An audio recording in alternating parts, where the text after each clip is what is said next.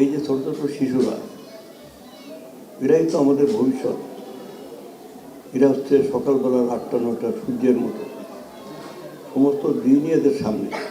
অতএব এই শিশু কিশোরদের যদি আমরা প্রথম থেকে গড়ে তুলতে পারি, তাহলে আমাদের দেশের শিল্প, সংস্কৃতি, শিক্ষা, জ্ঞান বিজ্ঞান চর্চা এবং সর্বোপরি মানব সম্পদ গড়ে তোলা যাবে। মানে প্রাথমিক বিদ্যালয়, উচ্চ বিদ্যালয়, কারিগরি বিদ্যালয়, তারপর সরকারি বেসরকারি বিশ্ববিদ্যালয়, কারিগরি কলেজ, তারপরে সমস্ত শাখা আছে।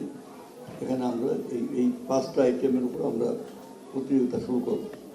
প্রথমে স্কুল পর্যায়ে এখানে গান থাকবে, নৃত্য থাকবে, কবিতা আবৃত্তি থাকবে, চিত্রাঙ্কন থাকবে এবং সেখানে বক্তৃতা প্রতিযোগিতা হবে।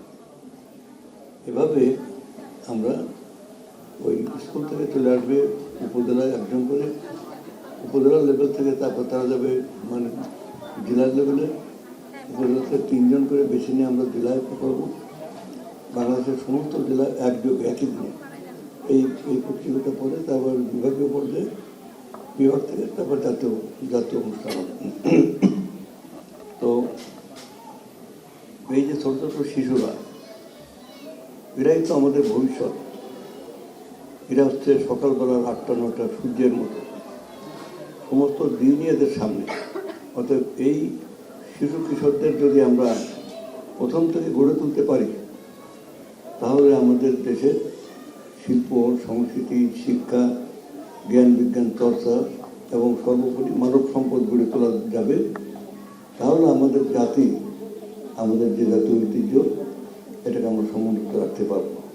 তাই আজকে এই আমাদের যে সংগঠক যারা এখানে আমাদের দূর বলো না, হ্যাঁ দূর সভাপতিত্ব করছেন।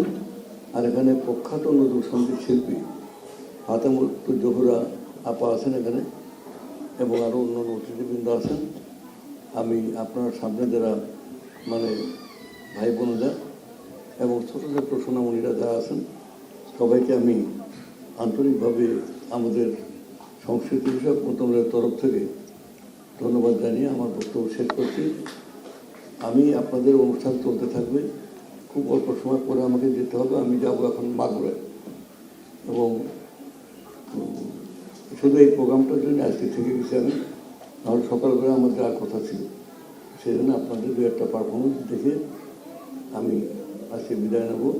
কিন্তু আপনাদের পারফরমেন্সটা চলতে থাকবে, আনন্দঘন পরিবেশে এটা এগিয়ে যাবে। এই কথাগুলো বলে আমার বক্তব্য